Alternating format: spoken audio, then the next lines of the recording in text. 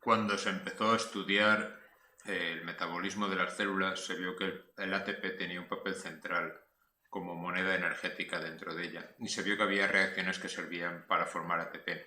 Casi todas estas reacciones, que estaban acopladas a la degradación de materia orgánica, producían ATP por un mecanismo que se llama fosforilación a nivel de sustrato, es decir, era algo enzimático. Sin embargo, pronto se vio que esto no era suficiente para explicar la formación de ATP en la célula, al menos en las células que consumían oxígeno. En estas células hay mitocondrias y esas mitocondrias, al menos buena parte del ATP que producen, lo producían o parecían producirlo de un modo que no tenía explicación y que luego se vio que efectivamente no era fosforilación a nivel de sustrato. Este tipo de mecanismos se vio que después estaba presente también en bacterias y también estaba presente en los cloroplastos. Bueno, podemos distinguir los organismos pluricelulares, los unicelulares, en heterótrofos o autótrofos según el modo en el que consiguen su energía, su ATP. Nosotros, los heterótrofos, lo que hacemos es consumir compuestos orgánicos que conseguimos de fuera y los degradamos a compuestos inorgánicos. En el proceso obtenemos ATP. Los organismos autótrofos, como las plantas, pueden generar ATP a partir de fuentes inorgánicas como reacciones químicas o, principalmente lo que más nos suena, a partir de la luz. Eso no quiere decir que los organismos autótrofos no puedan degradar compuestos orgánicos, también lo pueden hacer. Imaginaros, por ejemplo, las plantas de noche, pues la energía que necesiten, aunque no sea mucha, la tienen que conseguir de algún modo y lo van a hacer a partir de reservas que tienen acumuladas o una semilla cuando se desarrolla. Lo que se vio es que estos mecanismos funcionaban mediante un gradiente electroquímico de protones, es decir, la energía que provenía de los compuestos orgánicos o la energía que provenía de la luz no pasaba directamente a ATP, sino que pasaba primero por un paso en el que creábamos una diferencia de potencial electroquímico con protones. Para que este gradiente pudiera existir, es necesario que haya compartimentos impermeables, ya que tiene que haber una concentración distinta a un lado y a otro. Y tiene que haber después una enzima especial que se denomina ATP sintasa, que acople la translocación de esos protones de un lado a otro a la síntesis de ATP. Muchas veces veréis que se le llama ATPasa en vez de ATP sintasa porque en otras condiciones experimentales lo que hace es degradar ATP. Pero bueno, las condiciones experimentales no son las mismas que las condiciones en las que funciona normalmente. Se vio que este transporte de electrones tenía que ver con este transporte de protones tenía que ver con el transporte de electrones. ¿Qué electrones?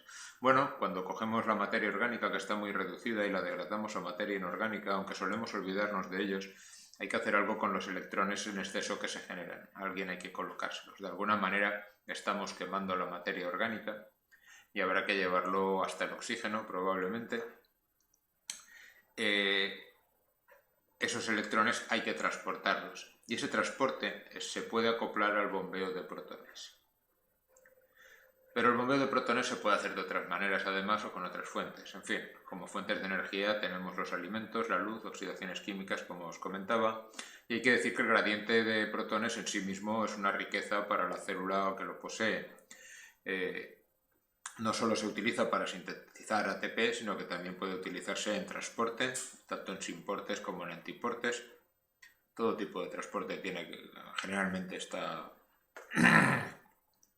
compensado con algún gasto de energía y destruir ese gradiente de protones pues, puede ser útil para realizar el transporte.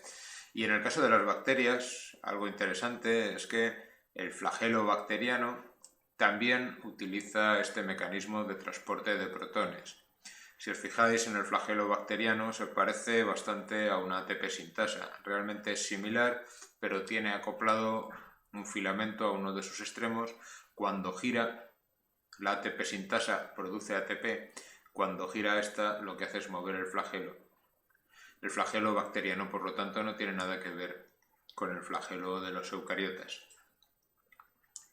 Todo esto se basó en una hipótesis que se denomina hipótesis quimiosmótica de Mitchell, Se propuso en 1961, aunque tardó bastante en ser aceptada por todo el mundo. Y bueno, aunque ha sufrido modificaciones, creo que merece la pena comentarla. Sería aplicable con modificaciones tanto a mitocondrias como a cloroplastos como a bacterias. Y lo que dice se propuso originalmente para la mitocondria. El primer punto es: la cadena respiratoria mitocondrial en la membrana interna trasloca protones.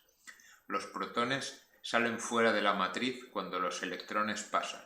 Es decir, está acoplado el transporte de electrones al transporte de protones, de manera que cuando los electrones se mueven a favor del gradiente energético, lo que vamos a hacer es sacar protones de la matriz mitocondrial, con lo que la matriz mitocondrial va a tener un pH básico.